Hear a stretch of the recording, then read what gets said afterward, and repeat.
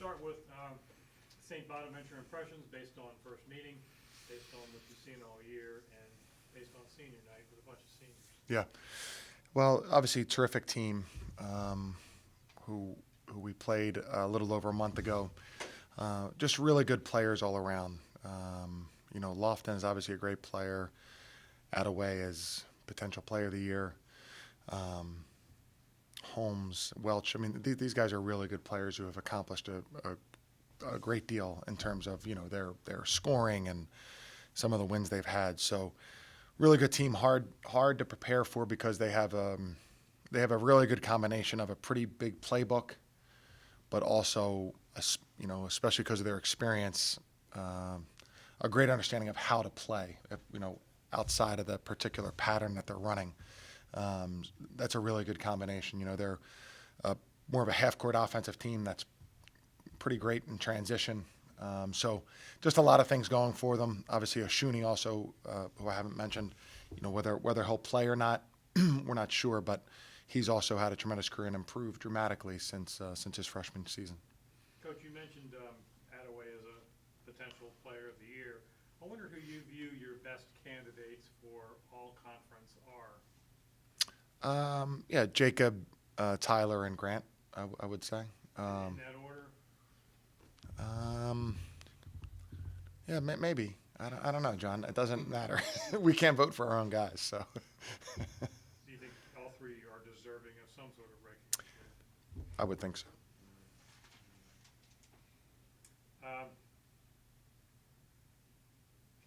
You're locked into sixth.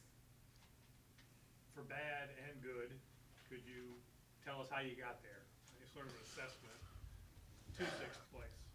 Yeah, I'd say we've had my best answer would probably be we've had 4 losses on the last possession of the game, or including the Mason game being last possession of regulation. We'd love to have those back, and they're against some of the best teams, right? VCU, Davidson, Dayton. So we'd love to have those back and have gone over those 1,000 times in my head, of what we might have been able to do differently, or how that might have been able to turn out differently. But we don't. We'll just proceed, and more importantly, have the game Friday, and hopefully we really play very well up there before going into the conference tournament. Okay, last one from me. As you look ahead, obviously the transfers are huge these days, and I wonder how you view Richmond's basketball future in light of the way things are not as they were when you got here. Yeah. That's a great question, and we've talked about it a lot as a staff because, for us this year was, obviously the last 2 years have been, incredibly unusual, but for us this year was similar, and then a bonus year with these, everything kind of staying the same. Nobody transferred out, all these guys coming back. But I think that I don't think anybody's going to be.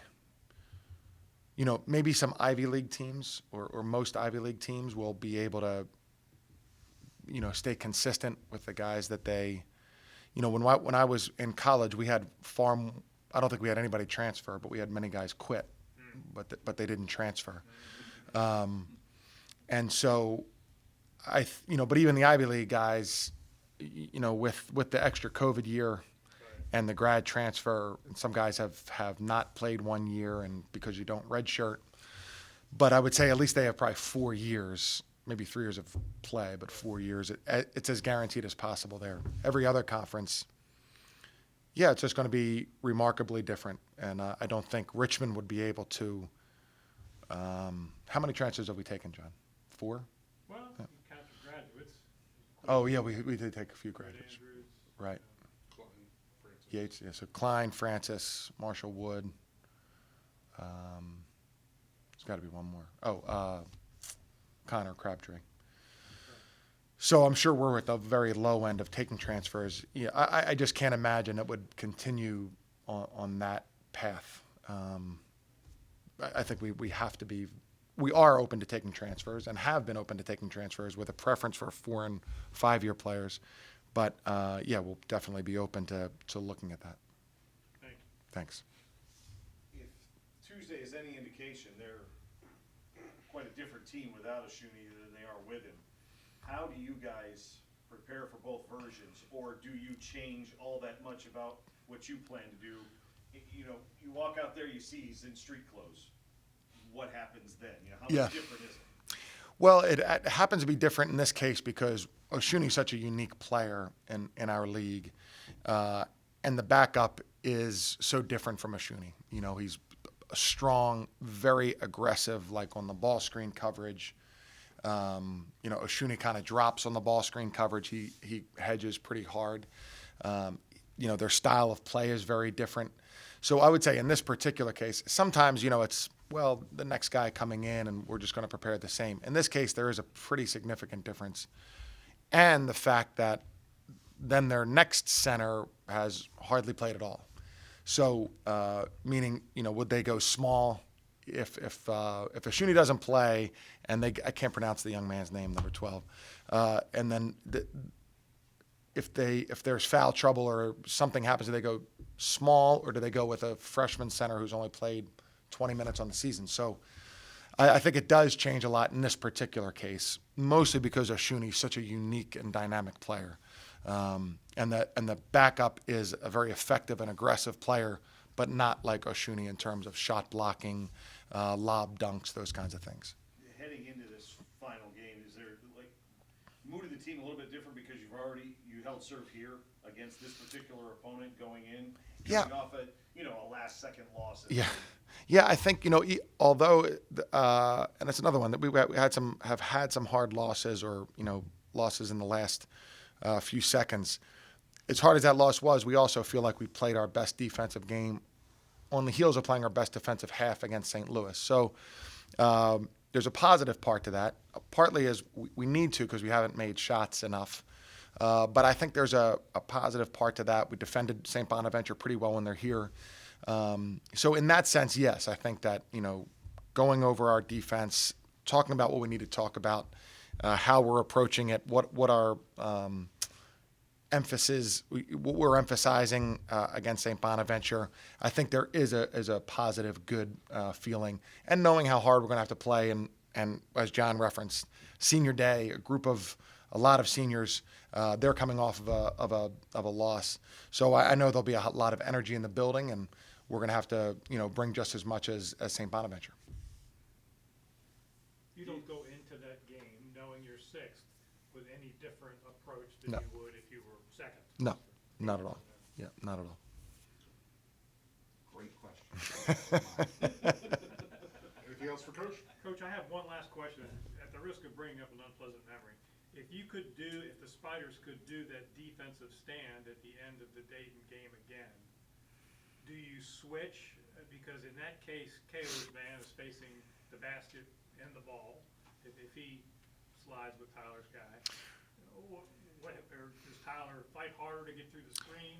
Yeah, Tyler's positioning was wrong or off.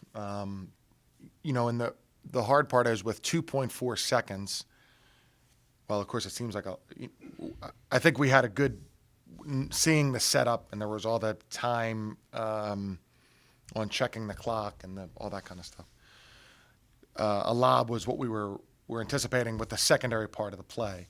You know, with 2.4 seconds, we talk about that'd be 3 dribbles. Say if it was a side out or a full court situation. So the farther you get the ball, if you could inbound the ball to the hash on a full court situation, especially Jacob, he'd have 3 dribbles. So, you know, switching and allowing that guy to catch it, or, you know, had we subbed somebody in for Jacob to guard the ball who has more height and playing the basket, you know, he can come around. The guy who inbounds the ball could come around and get the handoff, and he's got at least a dribble or two. So I think that although the lob was what we talked about and what we noticed in their setup, because they had run the lob with 45 seconds to go. And so, yeah, so, I mean, I wish we would have done anything differently, but it's not like that was the only play available to them. And that's how we've guarded inbounds plays, and, you know, we've had lob lobs attempted or lobs. The setup of the team has been in a lob formation, and we've defended it. My biggest regret, coaching-wise, I wish I would have called a timeout when we saw the setup. We just had so much time as they, check the clock and do what they do that we had talked about it already. But I wish, maybe another chance to just sit down and say, hey, here's what we really think's coming and get our positioning right. So that would be one thing I would say.